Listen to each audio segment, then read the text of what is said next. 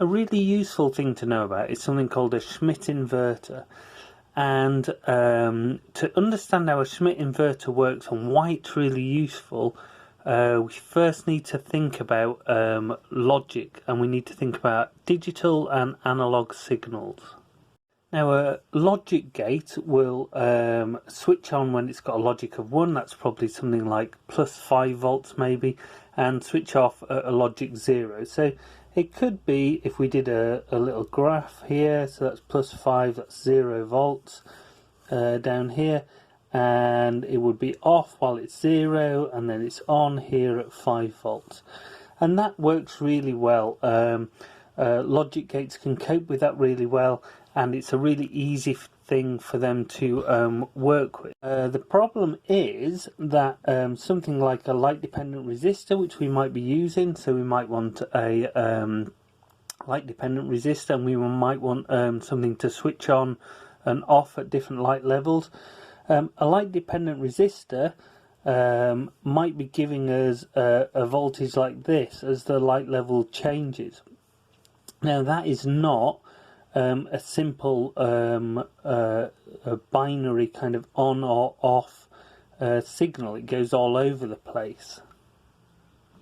Now the problem is that in reality, though we think a logic gate switches on here and switches off here, what actually happens is that there's a bit of a range. A logic gate will supposedly switch on at 5 and switch off at 0, but really it's got kind of these areas here, in that it will take this area here as being off, and it will take this kind of value as being on, and it's got a bit of a vague area in the middle here where it's neither on or off.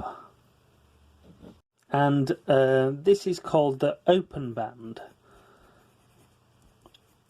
So in general, a logic gate works very well if it's got a signal, say, coming from a switch or something that's either on or off.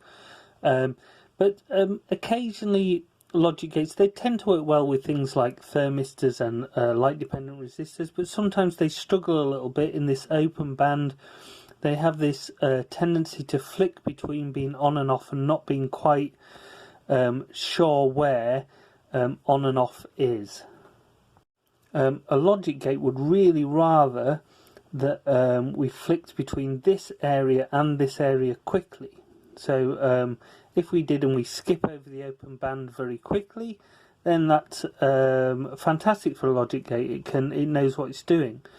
But if you look at something like this, it might be that we take a very long time to go between what is definitely off and what is definitely on for the logic gate.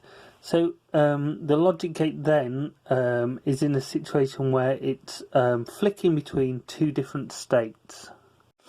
So what we can do is we can use something called an inverter, and we can make it so that the logic flicks from this side here to this side here very quickly. It kind of skips this bit. It says if the voltage is anywhere in this region, it either flicks to this side of it or it flicks to that side of it.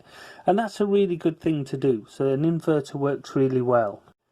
The problem with that, though, if we think about it, so I'm going to draw it over here, the problem is that if we have a line here, it would seem like a good solution. If we have a line here, this is on above the line and this is off below the line. So that is fine, and if I had a signal that went like this, it's really good. It switches on here and off here. Problem is, most things don't really work that simply. So it could be, although I've got an on here and an off down here, if I've got a signal and maybe it's like dusk or dawn and it's a light dependent resistor and maybe there's a shadow going over it like that, we are going to get it flicking on and off really quickly, especially as it's close to this line.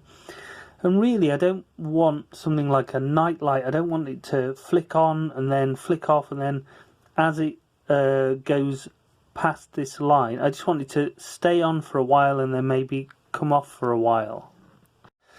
So it's a very basic explanation, but a Schmitt inverter, what it has is it has an on state, which is very different to the off state. So it might be that on the Schmitt inverter it switches on at this point, and it switches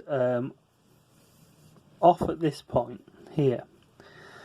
So what happens is, say I've got a line that goes like this.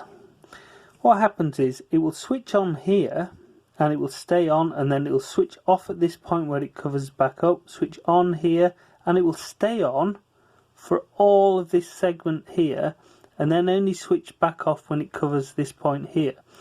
So it's got this kind of segment here, which is a little bit like our original kind of open band segment, but this segment here is a point where it will stay on if it was on originally, and it will stay off if it was off originally, but it will maintain its state over this little band here.